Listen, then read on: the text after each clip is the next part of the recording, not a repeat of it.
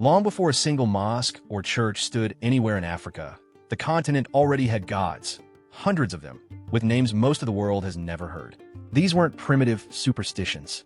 They were complete religious systems with priesthoods, sacred cities, moral codes, and gods so specific they governed everything from ironworking to justice to thunder itself.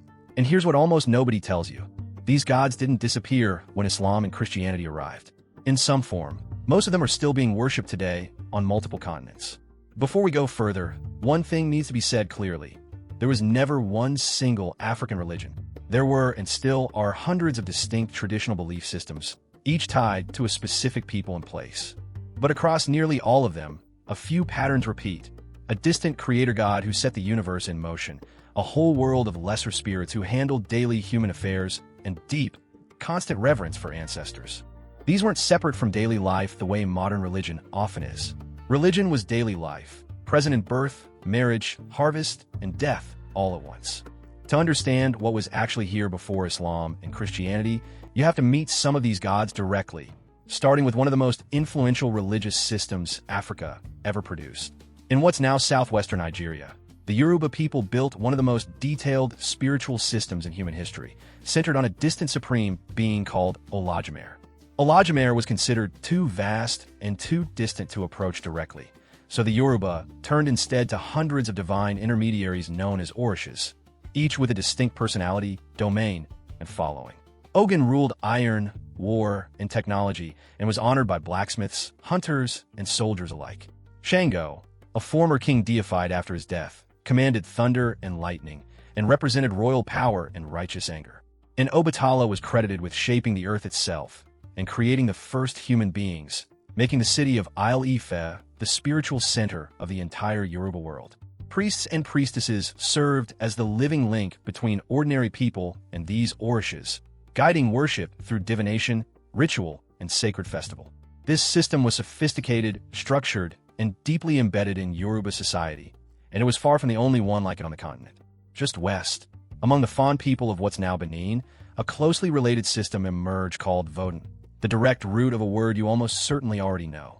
In vodun cosmology, a dual creator, Mawulisa, oversaw a vast pantheon of spirits, including Zivioso, the god of thunder, recognized by Fon worshippers as essentially the same divine force the Yoruba called Shango. That overlap wasn't a coincidence. Neighboring peoples across West Africa shared, borrowed, and translated their gods across ethnic lines for centuries, long before any outside religion ever arrived. Further east, the Igbo people of what's now southeastern Nigeria worshipped Chukwu, the Great Spirit, as the supreme source of all creation. Alongside Chukwu, the Igbo honored Allah, goddess of the earth, morality, and fertility, considered so central to daily life that she governed law itself. Breaking one of Allah's moral laws wasn't just a social offense in traditional Igbo society. It was considered a spiritual crime against the earth itself. Among the Akan people of Ghana, the supreme being was known as Nyam, or Onyankopon, an all-powerful, all-knowing force believed to be beyond full human understanding. Far to the south, the Zulu people spoke of Yumvelankanji, the one who came first, and placed just as much spiritual weight on honoring the ancestors who came after him. Ancestor worship wasn't a side practice bolted onto these religions. Across nearly the entire continent, it was considered just as central as worship of the gods themselves. These weren't isolated belief systems either.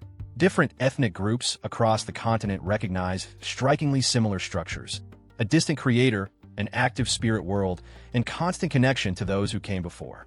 This was the spiritual landscape of Africa for thousands of years. Then, in two separate waves centuries apart, everything was about to be challenged. Christianity actually reached parts of Africa remarkably early.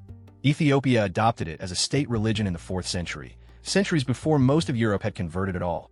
Islam arrived a few centuries later, spreading through trade routes across North and West Africa, reaching deep into empires like Mali and Songhai.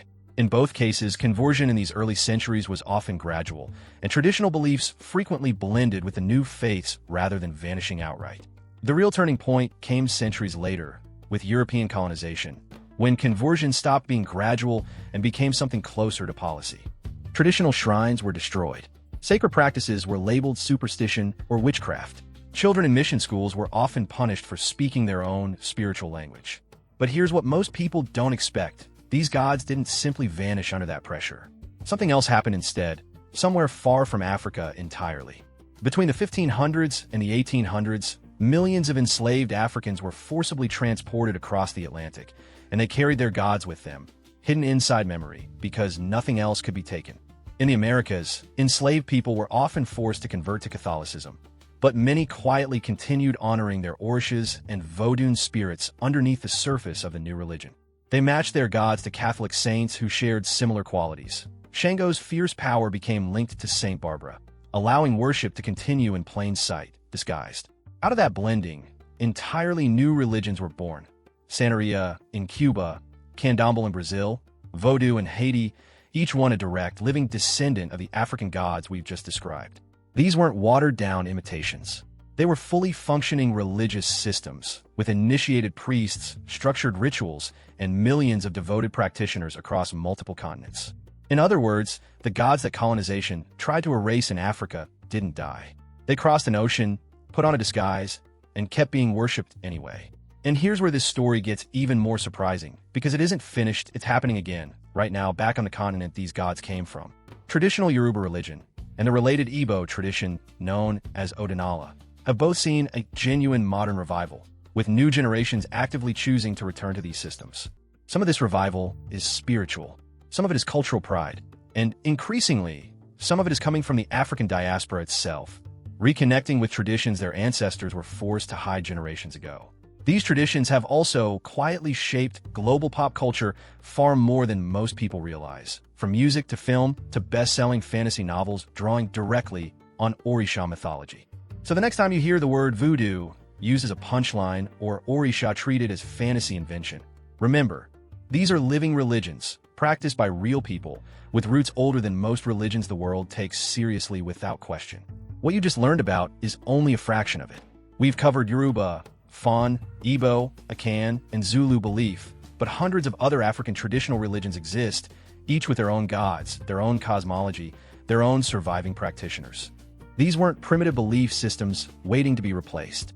They were sophisticated, resilient religions that adapted, hid, transformed, and in many cases, simply refused to disappear.